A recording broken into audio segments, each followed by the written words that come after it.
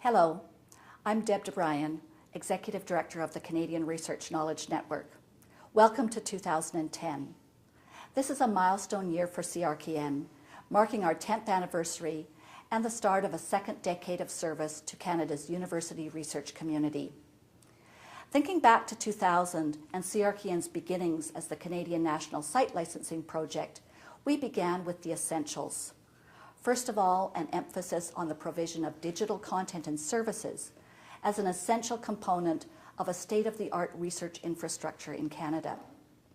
Secondly, a national commitment to collaboration and to the building of serious interdependence among our members and other parts of the research community. And finally, attention to good governance and sound management and the application of best practices to all of our endeavors.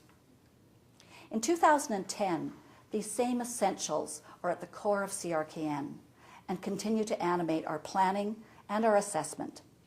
But times have changed. What were leading edge services in 2000 are now the everyday expectations of our students and researchers in 2010. The political climate has changed, with organizational accountability more important than ever. And the financial challenges facing our universities and organizations, now and for several years to come, are unprecedented. So what is CRKN's strategy going forward? First of all, we look to our community of members to drive CRKN's priorities and to inform our activities. We have recently completed a major communications outreach with you to build better lines of communication, to identify issues of greatest importance, and to inform our strategic planning process.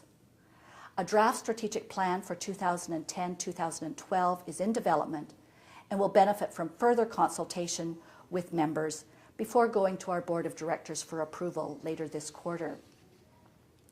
Secondly, we will implement a strategic communications plan. This will draw on the work of a member task group that is addressing how best to measure progress and to communicate CRKN's value, influence, and impact on its members and stakeholders alike.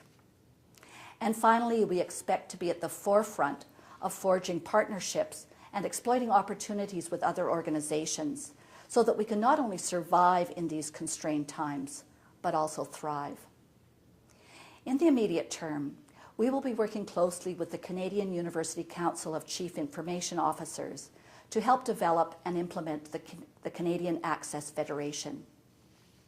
We will also be preparing actively for another funding opportunity with the Canada Foundation for Innovation, which is expected to take place in late 2010 or early 2011.